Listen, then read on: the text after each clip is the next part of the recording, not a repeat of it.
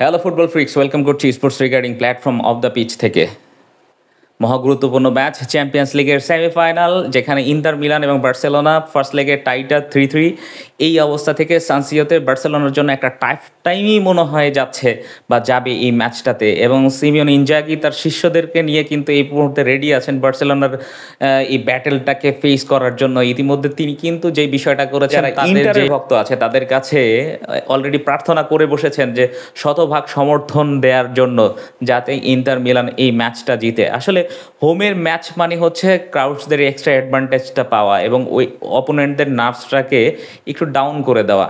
সেই বিষয়টা যদি ইন্টার মিলান করতে পারে, সেক্ষেত্রে বার্সেলোনা যে ব্র্যান্ড অফ ফুটবল খেলতেছে এই সিজনটাতে, বার্সেলোনাকে ডাউন করা সম্ভব। এবং এই ম্যাচটাকে ঘিরে সবচেয়েতে বার্সেলোনার ড্রব্যাক্সের যে বিষয়টা আলোচনা করা হয়েছে, সেটা হচ্ছে বার্সেলোনার দুইটা ফোকাল পয়েন্ট, যেখান থেকে বার্সেলোনা অ্যাটাক জেনারেট করতে পারে এবং from where they can consider attacks of their opponents. বিষয়টা হচ্ছে রাইট ব্যাক এবং লেফট ব্যাক, এবং এই দুইটা ব্যাক কিন্তু শেষ পর্যন্ত অপোনেন্টের সাইডে গিয়ে শেষ পর্যন্ত রাইট ফ্ল্যাঙ্ক লেফট ফ্ল্যাঙ্ক হিসাবে কনভার্ট হইতে পারতো। সেই জায়গায় আলেহান্দ্রো ভালদে এবং জুলস কোন্ডে না থাকার কারণে বার্সেলোনাকে কিন্তু একটু ভুগতে হবে, এবং অ্যাট দ্য সেম টাইম এরা দুইজনেই কিন্তু একটা ট্রায়ও তৈরি করতে পারতো পেদ্রি এবং ফ্র্যাঙ্কি ডিয়ংয়ের সাথে, এবং সেখান থেকে কিন্তু মিডফিল্ডে খেলাটা খুব ভালোভাবে কম্পোজ হইত বার্সেলোনার পরে। যেহেতু এরা দুইজনেরই কেউই থাকতেছে না, বার্সেলোনার জন্য একটা টাফ টাইম যাবে, এবং ম্যাচটা যেহেতু সানসিওতে, সেজন্যও একটা টাফ টাইম আসলে বার্সেলোনার জন্য যাচ্ছে।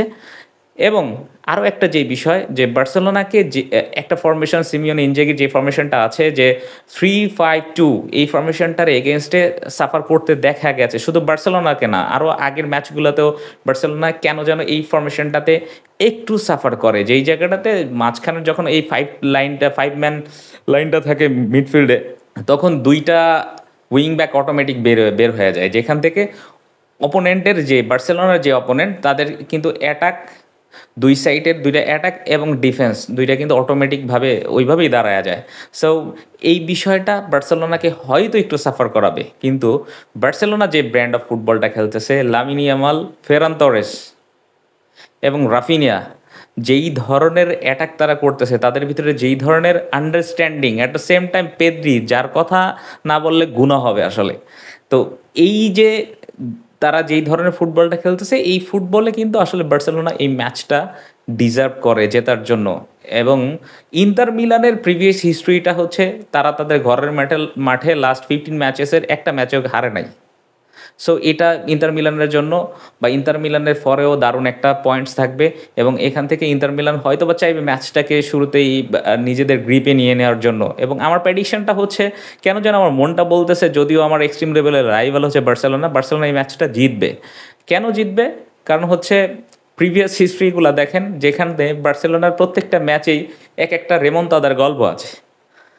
যেই জায়গাটাতে সান্তিয়াগো বার্নাবিউতে রিয়ালের সাথে 2-1 পিছায়ে ছিল, সেখানে আইসা শেষের দিকে এসে কাম ব্যাক করলো, এবং এক্সট্রা টাইমে যায় 116 মিনিটের মাথায় যায় গোল দিয়ে শেষ পর্যন্ত ম্যাচটা তারা জিতলো। সেল্টা ভিগোর এগেনস্টে কিন্তু একই ধরনের ঘটনা ঘটছে, তারা 3-0 পিছায়া ছিল, পরবর্তীতে 4-3 ম্যাচ জিতছে।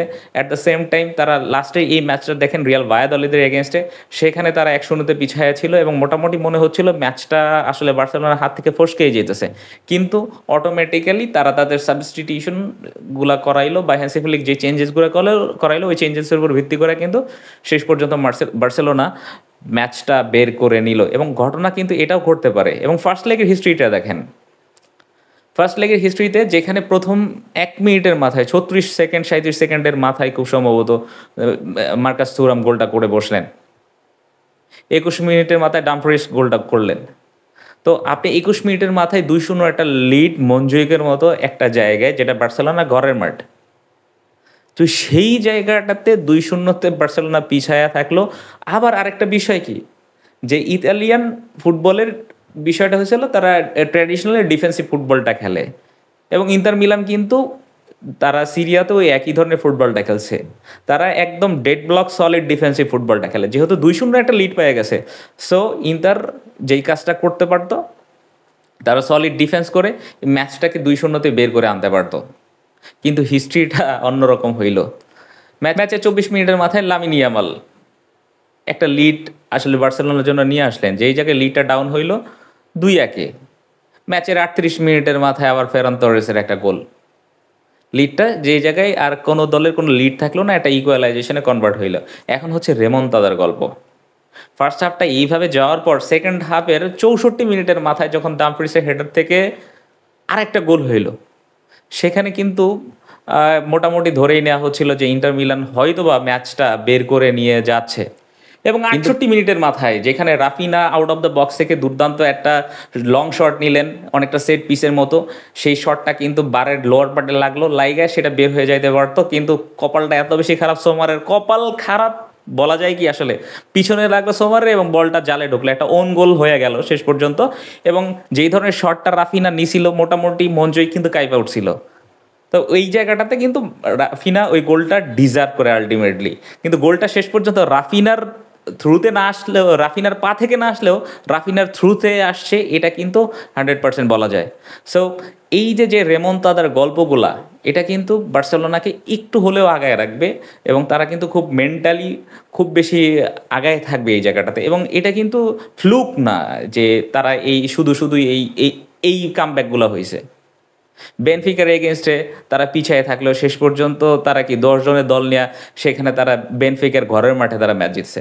সো এটা আজকে যেই সানসিওতে যেই ম্যাচটা আছে, এই ম্যাচটাতে বার্সেলোনাকে হয়তো বা আন্ডারডগ হিসেবে ধরা হচ্ছে, কিন্তু বার্সেলোনা যেই ধরনের ব্র্যান্ড অফ ফুটবলটা তারা খেলতে পছন্দ করে বা যেই ধরনের ফুটবল তারা খেলে, ওই বিবেচনায় বার্সেলোনা অনেক ভালোভাবে এগিয়ে থাকবে এই ম্যাচটাতে।